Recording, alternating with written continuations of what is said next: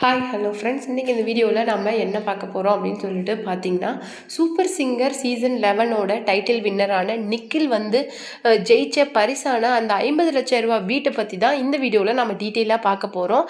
இதில் ஒரு சுவாரஸ்யமான தகவல் என்ன அப்படின்னு சொல்லிட்டு பார்த்தீங்கன்னா, அந்த வீட்டில் இல்லாத வசதிகளே கிடையாதான். ஏன்னா அந்த அளவுக்கு ஒரு ப்ரீமியமான ஒரு வீட்டை தான் அவர் வந்து இன்னைக்கு டைட்டில் வின்னராக ஜெயிச்சிருக்கிறாரு. அதை பற்றி இந்த வீடியோவில் பார்க்க போகிறோம். அது மட்டும் கிடையாது, சூப்பர் சிங்கர் சீசன் 11ஓட டைட்டில் வின்னரான நிக்கிலுக்கும் நம்ம ரன்னர் அப்பான சரண் ராஜாவுக்கும் இடையே போயிட்டுருக்கிற அந்த சர்ச்சையை பற்றியுமே இந்த வீடியோவில் நம்ம டீட்டெயிலாக பார்க்க போகிறோம்.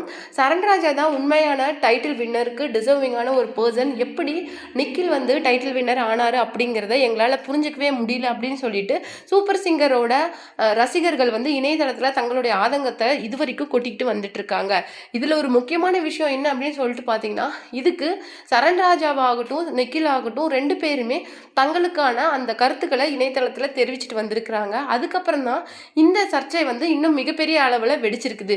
இதை பற்றி தான் இந்த வீடியோவில் நம்ம டீட்டெயிலாக பார்க்க போகிறோம். அது மட்டும் கிடையாது, இது வரைக்கும் சூப்பர் சிங்கர் நிறைய பேர் ஃபஸ்ட்டாக அந்த வீட்டை ஜெயிச்சிருக்காங்க. ஆனால் நிறைய பேர் அந்த வீட்டுக்கு வந்து இன்னும் அதிகபட்சம் குடி போயிருக்க மாட்டாங்க. ஏன்னா அதுக்கு ஆகிற அந்த டேக்ஸ் தான், அந்த டேக்ஸை அவங்களால பே பண்ண முடியாது. ஸோ அதனாலேயே அவங்க இன்னும் அந்த மாதிரி புது வீட்டுக்கு போகாது இருந்திருப்பாங்க. இதே கேள்விக்கு தான் இன்றைக்கி நிக்கில் கிட்டேயும் கேட்டுட்டு வராங்க, நீங்கள் எப்போ அந்த புது வீட்டுக்கு சீக்கிரம் போக போகிறீங்க அப்படிங்கிற மாதிரி. அதுக்கு இன்னும் நிக்கில் வந்து மௌனமாக தான் இருக்கிறாரு. இதை பற்றி நான் இந்த வீடியோவில் என்ன சொல்ல போகிறாங்க அப்படின்னு சொல்லிட்டு பார்த்தீங்கன்னா, அந்த வீட்டில் இருக்கிற நிறைய வசதிகளை பற்றி தான் இந்த வீடியோவில் நம்ம டீட்டெயிலாக பார்க்க போகிறோம். வாங்க வீடியோக்குள்ளே போகலாம். நீங்கள் நம்ம சேனலுக்கு புதிய இருந்தால் மறக்காமல் நம்ம சிபி ட்ரெண்டிங்கை சப்ஸ்கிரைப் பண்ணி ஃபாலோ பண்ணிக்கோங்க.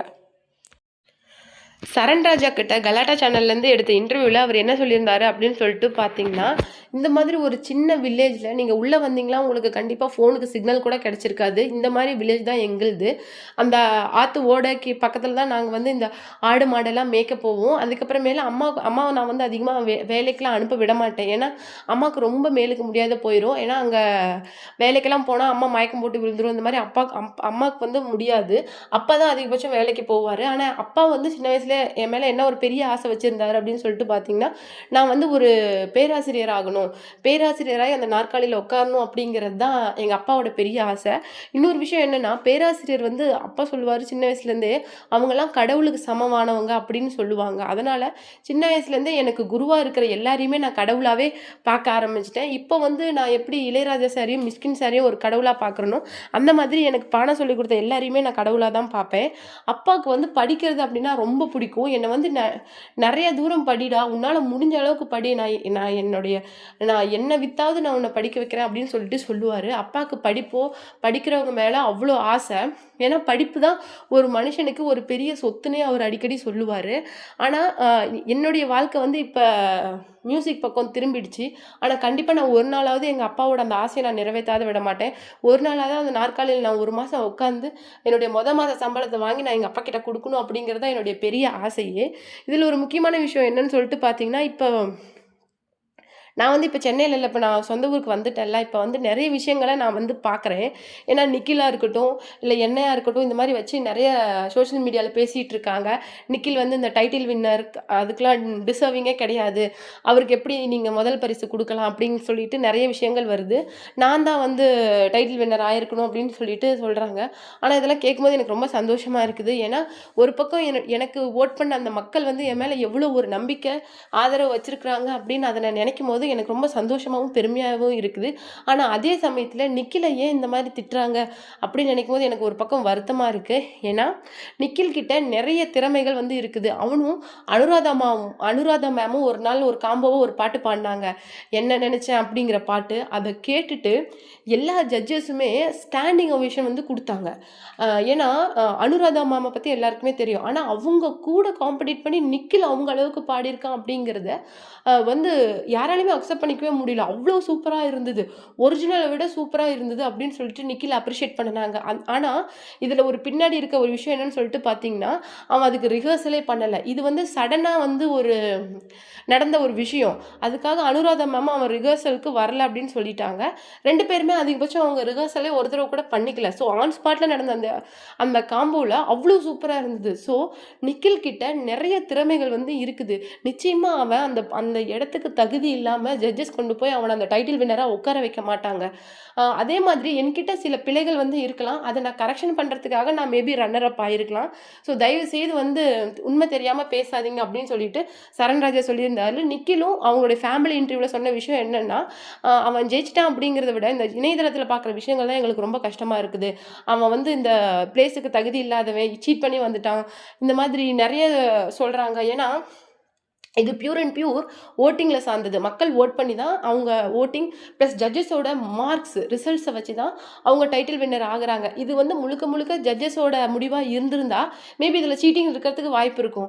ஆனால் இதை எப்படி வந்து மக்கள் எடுத்துக்கிறாங்க அப்படின்னு சொல்லிட்டு எனக்கு வந்து புரியவே இல்லை. நிறைய மக்கள் வந்து நிக்கிலை பிடிச்சி நிக்கிலுக்கு ஓட் பண்ணதுனால தான் இன்றைக்கி நிக்கில் வந்து டைட்டில் வின்னர் ஆயிருக்கான் அப்படின்னு சொல்லிட்டு அவங்க அப்பா பேசும்போது கண்கலங்கிட்டே பேசினார். இன்னொரு முக்கியமான விஷயம் என்னென்னு அப்படின்னு சொல்லிட்டு பார்த்தீங்கன்னா, அவன் ஃபஸ்ட் ப்ரைஸ் ஜெயிச்சது எங்களுக்கு ரொம்ப சந்தோஷமாக இருக்குது. ஏன்னா அவனுடைய உழைப்புக்கு கிடைச்ச நான் வெற்றியாக தான் நான் இதை பார்க்குறேன். ஏன்னா ஒரு பாட்டில் ஏதாவது ஒரு சின்ன மிஸ்டேக் சொல்லிட்டாங்கன்னா அந்த மிஸ்டேக்கை கரெக்ட் பண்ணுற வரைக்கும் அவன் உட்காந்து ப்ராக்டிஸ் பண்ணுவான். 3 மணி 4 மணிக்கெலாம் எழுந்திரிச்சு சாதகம் பண்ண ஆரம்பிச்சிடான். எனக்கு அவ்வளோ சந்தோஷமாக இருக்கும் அவன் பார்க்கும்போது. ஏதோ அவன் லைஃப்பில் ஒரு இதுக்காக அவன் வெற்றிக்காக ஓடுறான் அப்படின்னு பார்க்கும்போது ஆஸ் அ ஃபாதராக எனக்கு ரொம்ப சந்தோஷமாக இருக்கும். அவனுக்கு வந்து அந்த ஃபர்ஸ்ட் ப்ரைஸான அந்த வீடு வந்து எங்களுக்கு ரொம்ப சந்தோஷமாக இருந்தது அவன் அந்த கிஃப்ட்டை வின் பண்ணும்போது. ஏன்னா அந்த வீட்டை பற்றி சொல்லணும்னா அதில் வந்து எல்லா வசதிகளுமே இருக்குது அப்படின்னு சொல்லிட்டு சொன்னாங்க. நாங்கள் இன்னும் அதை போய் இன்னும் ஃபுல்லாக பார்க்கல. அந்த டேக்ஸு அந்த இதெல்லாம் கிளியர் ஆகி தான் நாங்கள் அந்த வீட்டுக்கு போகணும் அப்படின்னு வந்து சொல்லியிருந்தாரு. ஆனால் அந்த வீட்டில் என்னென்ன வசதிகள்லாம் இருக்குது அப்படின்னு சொல்லிட்டு பார்த்தீங்கன்னா, அந்த வீட்டில் சுற்றி ரயில்வே ஸ்டேஷனாக இருக்கட்டும், இல்லை பஸ் ஸ்டாப்பாக இருக்கட்டும், இல்லை அந்த கிட்ஸ் ப்ளே ஏரியாவாக இருக்கட்டும், எல்லாம் ஒரு ரொம்ப ஒரு சுப்பீரியரான ஒரு வீட்டை தான் அவர் வந்து ப்ரைஸாக கொடுத்துருக்குறாங்க. அந்த வீட்டில் வந்து எல்லாமே வந்து ஃபஸ்ட் கிளாஸாக இருக்குது. கிச்சனாக இருக்கட்டும், இல்லை அந்த 3 BHK வீடாக இருக்கட்டும், 3 பெட்ரூம்ஸ் இருக்குது. அது 3லேயுமே அவ்வளோ சூப்பரான எல்லா வீடும் ஃபினிஷ் பண்ணி முடிச்சிருக்கிறாங்க. இந்த மாதிரி ஒரு ப்ரீமியமான ஒரு அப்பார்ட்மெண்ட்டை தான் அவருக்கு வந்து ப்ரைஸாக கொடுத்துருக்காங்க. அது ஒர்த்து வந்து கிட்டத்தட்ட 50லேருந்து 60 lakhs வரைக்கும் போகும் அப்படின்னு சொல்லிட்டு சொல்கிறாங்க. அந்த வீடு இருக்கிற அந்த ஃபுல் ஏரியாவுமே ரொம்ப சொஃபிஸ்டிகேட்டடான பிளேஸ். ஏன்னா அதில் இருக்கிற இல்லாத வசதிகளே கிடையாது. ஒரு கொஞ்ச நேரத்துலேயே பஸ் ஸ்டாப்பாக இருக்கட்டும், இல்லை கொஞ்ச நேரத்துலேயே ரயில்வே ஸ்டேஷன், இந்த மாதிரி CBSE ஸ்கூல்ஸ், காலேஜஸ், இந்த மாதிரி எல்லா வசதிகளுமே ஒரு கிட்டத்தட்ட 5 to 15 minutes ஒரு ட்ராவல்லே இருந்துரும். இந்த மாதிரி ஒரு ப்ரீமியமான ஒரு வில்லாவை தான் அவனுக்கு ப்ரைஸாக கொடுத்துருக்குறாங்க. இந்த விஷயத்தில் வந்து நாங்கள் பார்க்கும்போது இந்த டேக்ஸ் வந்து கிட்டத்தட்ட இதுக்கு எவ்வளோ வரும் அப்படின்னு சொல்லிட்டு இன்னும் நாங்கள் அதை பற்றி எந்த விதமான ஸ்டெப்பும் எடுக்கலை. கண்டிப்பாக அந்த வீட்டுக்கு நாங்கள் விசிட் பண்ணிவிட்டு அதை பற்றி முழு அப்டேட்டையும் உங்களுக்கு கண்டிப்பாக கொடுக்குறோம். அந்த தேவையில்லாத நிக்கிலை பற்றின விஷயங்களை அந்த சோஷியல் மீடியா பரப்புறதை தயவுசெய்து விட்டுருங்க. ஏன்னா அவங்கவுங்களுக்குன்னு ஒரு ஃப்யூச்சர், ஒரு கரியர் இருக்குது. இதில் ஜெயிச்சவங்க மட்டும்தான் லைஃப்பில் பெருசாக வருவாங்க அப்படின்னு சொல்லிட்டு கிடையாது. இன்றைக்கி சூப்பர் சிங்கரில் பார்ட்டிசிபேட் பண்ண நிறைய பேர் வந்து இன்றைக்கி சினி ஃபீல்டில் கலக்கிட்டு இருக்கிறாங்க. நம்ம சிவாங்கி வந்து சூப்பர் சிங்கரில் எலிமினேட் ஆகி போனவங்க தான் இன்றைக்கி ஒரு சோலோ கம்போசராக இருக்கிறாங்க. ஸோ லைஃப் வந்து யாருக்கு எதை கொடுக்கும் அப்படின்னு சொல்லிட்டு யாராலையுமே இது பண்ண முடியாது. நாம் உழைச்சிக்கிட்டே இருந்தால் தான் இந்த ஃபீல்டை பொறுத்த வரைக்கும் அப்டேட் ஆகிக்கிட்டே இருந்தால் மட்டும்தான் ஃபீல்டில் சர்வே ஆக முடியும் அப்படிங்கிறது ரொம்ப பல பேர்